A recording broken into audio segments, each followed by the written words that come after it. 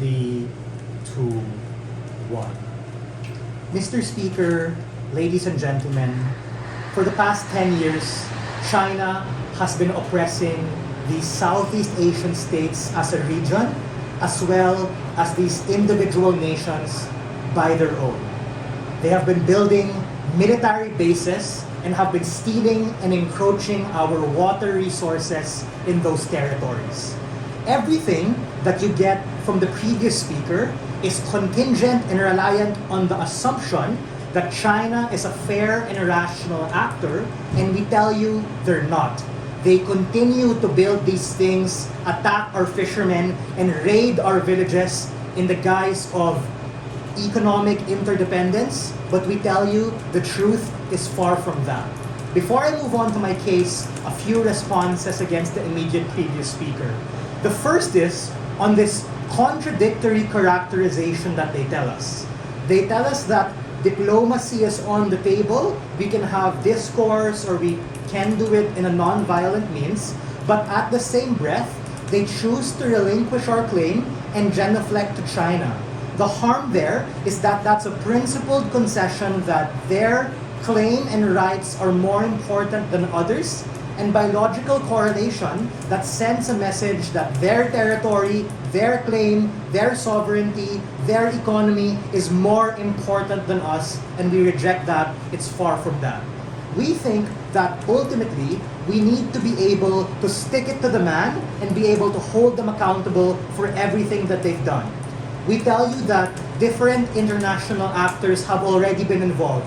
We have support from The Hague in the International Criminal Court. We have support from ASEAN, and we also have support from the United States, which ultimately increase our chance at gravitating towards this diplomacy, which is precisely where I challenge what they say. If they are willing to be diplomatic and want to be able to solve it, why abandon the claim now? They do this in the guise of economic prosperity, but we tell you that's a sunken and lost cause, the point in which you lose all of the opportunities of all those wartime and ultimately maritime and water resources. We think that's harmful. What's more likely to happen is that China is going to use this into their advantage. That's where they're able to get leverage over us, and that's where things are going to be worse. Other responses will be integrated to my case, but we tell you, we think, ladies and gentlemen, this debate is ultimately a value judgment debate for an actor. Southeast Asian states, and whether or not it is in their interest, both as a collective region and as individual nations, whether or not to abandon their claims. But we tell you, the nuance to these claims is that in comparison to China and in comparison to each other, all of these claims are legitimate for Brunei, Indonesia, Malaysia, the Philippines, Taiwan, and Vietnam, which is precisely why these states as a collective should not abandon these things, because we all have equal stake. And secondly, we think that for these individual countries, it's going to be a deadlock at worst, but we think this deadlock is good. It's good that China has not yet started World War III or invaded us, because they are aware of mutually assured destruction and know the economic backlash of that. This deadlock is good because it shows we've been putting up a good fight against our oppressors. What do we want? What's our counterprop or counterfactual, even though this is not a policy motion? We want to fight the good fight. Fight and champion this diplomacy, because the point in which you relinquish your claim, diplomacy is lost. You lose to the enemy, you lose to the bully, and ultimately we think it's not strategic economic interest to do that. What is my extension? This directly responds to their case. Other responses will be integrated as material. My argument to you is why the consequences of relinquishing claims to give up these territories do more harm than good, and by as a consequence are bad for the region and bad for individual countries. My first level of analysis is why the genuflection to China is ultimately a concession to their beliefs, which give them unnecessary geopolitical leverage over Southeast Asia. We tell you, the point in which you collectively abandon the cause is collectively when you ultimately abandon the state. The PUI you put in the chat is that, how does the speaker help these Southeast Asian countries get economic benefits and domestic stability? Simple answer.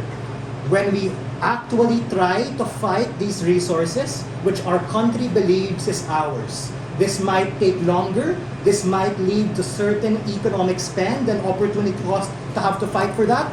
But we think we win in the long term because the point in which you relinquish that is a point in which these resources are no longer yours. Secondly, why is this an assault on sovereignty, on state sovereignty rather, and ultimately an attack on nationalism, ladies and gentlemen?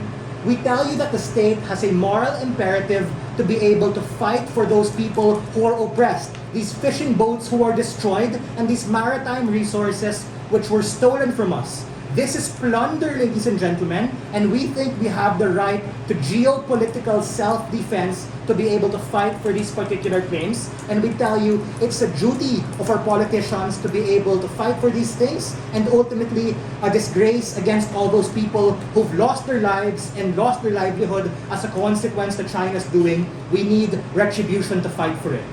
Who do the politicians cater to?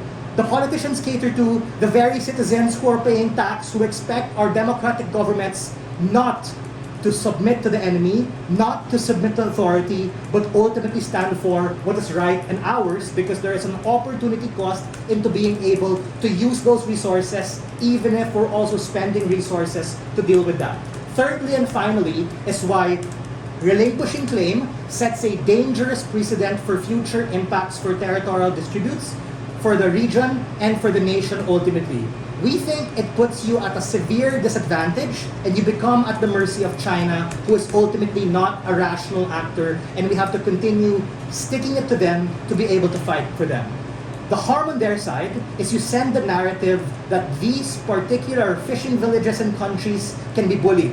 If they push hard enough or if they stand there long enough, we're going to back down, and we tell you now that China is ultimately crippled economically with the real estate crisis and economy, now is not the time to give up this fight. It's difficult, yes, it will take a while, but we tell you in the long run, this is going to be better for our economy, for our geopolitical image, and ultimately nation building for our country and for our region, even if in the short term we all can't agree. For all of the reasons, we are very proud to open this debate.